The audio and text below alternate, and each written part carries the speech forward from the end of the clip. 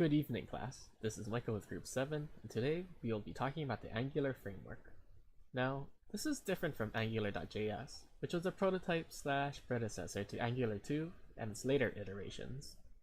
Seeing the success, popularity, and potential of Angular.js, the whiz kids at Google decided to rebuild the framework from the ground up in order to make it easier to add features to its core.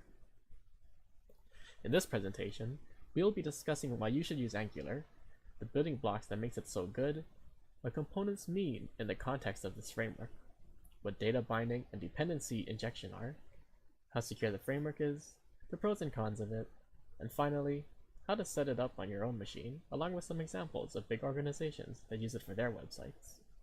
Now, I'll be heading it off to Hongbo to answer why we should use Angular. There are many front-end frameworks to choose from today, but why Angular?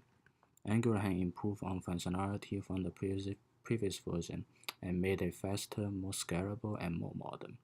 So what are some advantages of using Angular? First, Angular is cross-platform, which means you can reuse your code and ability to build applications for any deployment target, such as for web, mobile app, native mobile, native desktop. Second, the speed and performance. Angular turned the template into code that is highly optimized for JavaScript virtual machine. Also, with code splitting, Angular application knows more quickly and only know the code that is required to render the view which the user requests. Third, Angular provides many incredible tooling, such as Angular Command Line 2, and intelligent coding completion, instant error, inline document in popular editor and IDEs.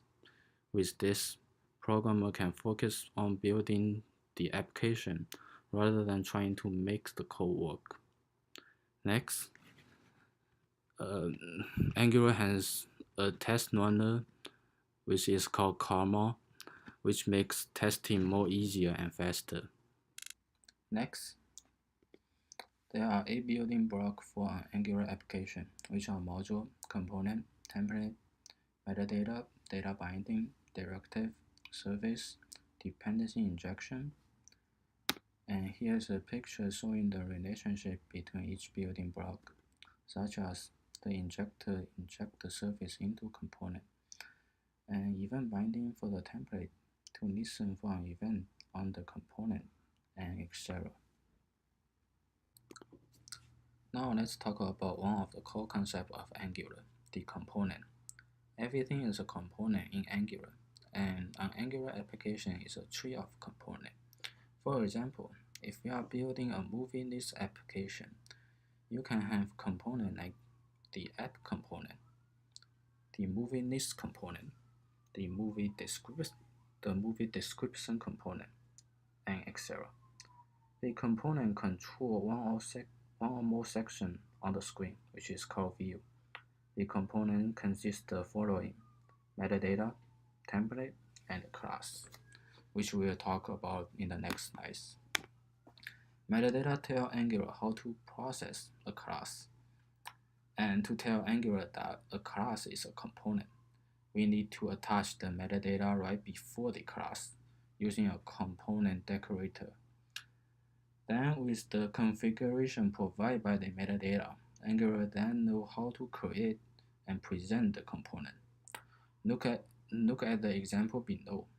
We have a hero list component class, and to tell Angular it is a component, we attach the add component decorated before the class. Some configuration include the selector, which tell Angular where to insert the instance of the component.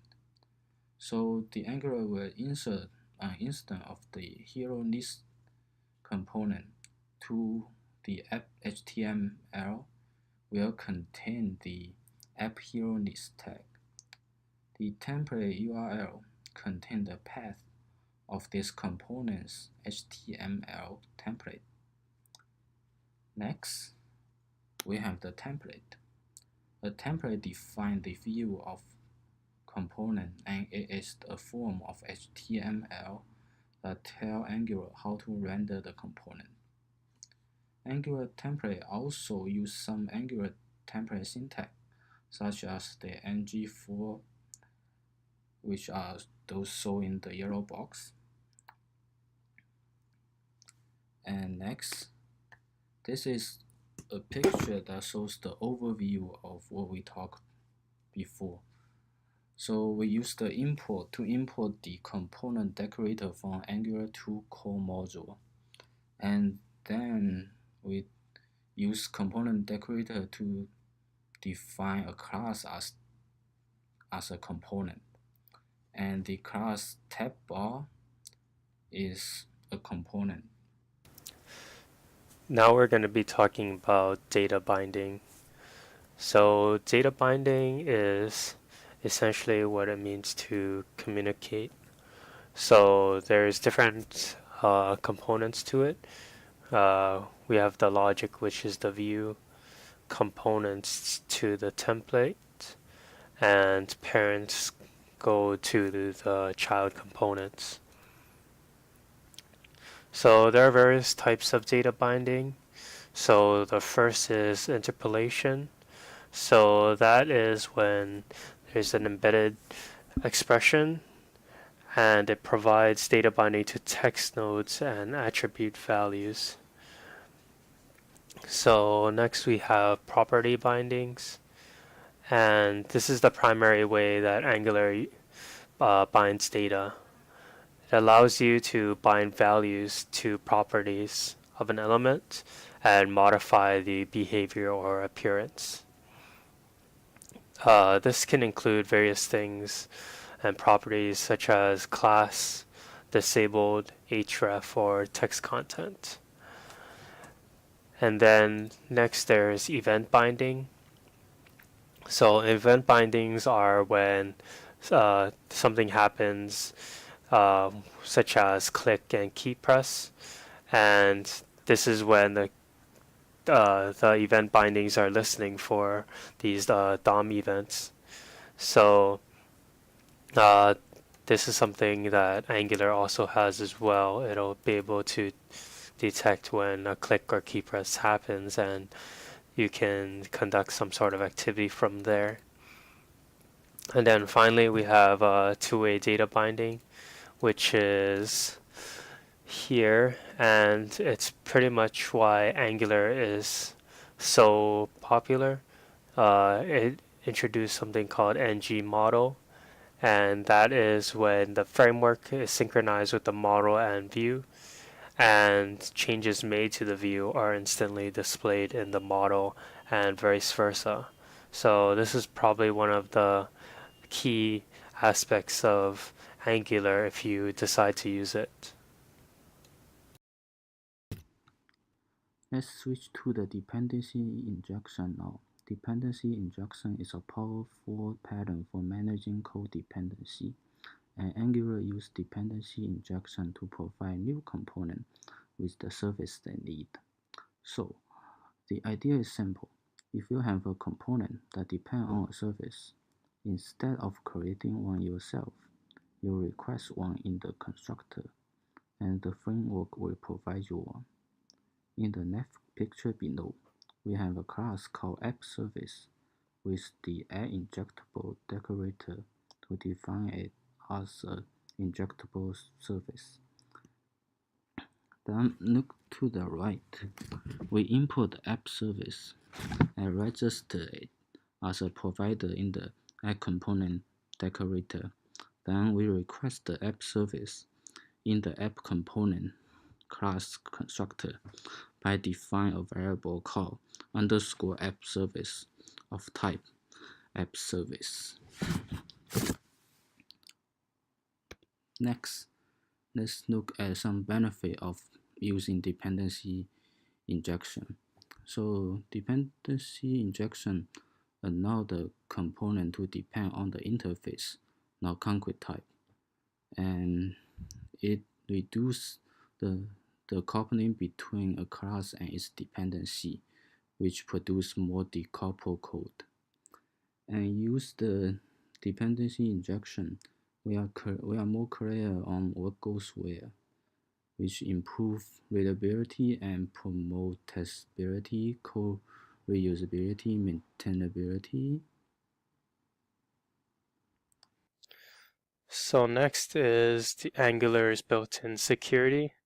So one of the things is if you decide to use the Angular framework, then you'll get some additional built-in security features that'll help prevent against any malicious users or any hackers.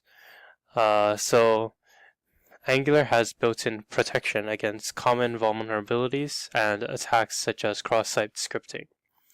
So some advice that the website gives is that you should always be keeping the Angular library updated because it'll constantly updating and maintaining fixes that are deemed as security defects. And also don't modify anything in the Angular framework, and you should avoid any APIs that are marked as a security risk. So going further, we will talk about how it prevents cross-site scripting. So cross-site scripting is when attackers inject malicious code and it attempts to steal any user data or perform actions to impersonate the user. This is a pretty common attack on the web, and one of the things is Angular does to treat it is that it treats all values as untrusted by default, so that when these values are inserted into the DOM, they're sanitized and it escapes any untrusted values. So going back and elaborating on the sanitization, when it recognizes unsafe things such as script tags, it'll automatically sanitize and remove the tags. So what are the benefits to using Angular? It supports two-way data binding. So when you have something on your model, you'll be able to see it in real-time view so that there's no refreshing or anything involved. It'll just automatically load and display the code that you're looking to get. And this helps reduce development time since there's no additional code required to provide view and model synchronization. And there's also improved server performance, and it also makes the website a lot more responsive because you can just click somewhere and it'll load to certain areas of the website so that you don't have to constantly be refreshing the website to move on to a next web page. So there are some cons to Angular. One of the things is performance. Dynamic applications don't always perform well, especially when it's performing additional tasks like DOM manipulation. And there's also a steep learning curve. Although it's extremely versatile, it can be very confusing due to the scopes being quite layered and arranged hierarchically.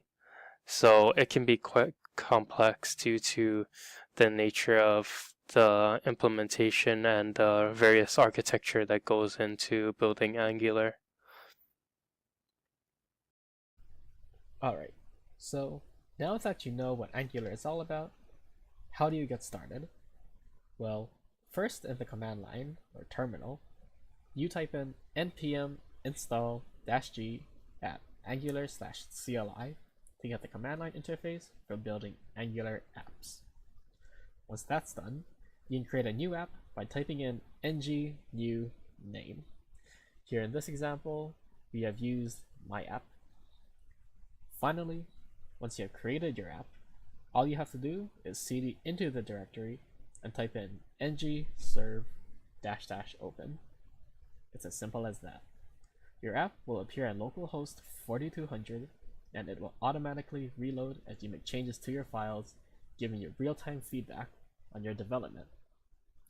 Now, let's look at some real-life examples of Angular's potential. First off, we're starting with Angular's home team, Google. Here we see Google's version of Amazon, Google Express. You notice as I click on the filters/categories on the left, the main body with the products, all the interesting stuff reloads. But this bar at the top, it kind of just stays the same. It remains a constant no matter where I go through Google Express. This is an example of how Angular's architecture reduces overhead when users navigate through a site by only reloading what needs to be reloaded. Alright, now let's look at another example. The Aria Hotels in Vegas. Here you can see that as I scroll down, the top bar and this bar for book your room or going to the restaurant, checking out the nightlife, etc. move down with me. Alongside that, there's also this button that appears on the bottom right that sends me back to the top. And if you notice, as I scroll down, this button magically appears, but once I kind of reach near the top, it just disappears. Okay, now let's look at one last example, the World Wildlife Foundation.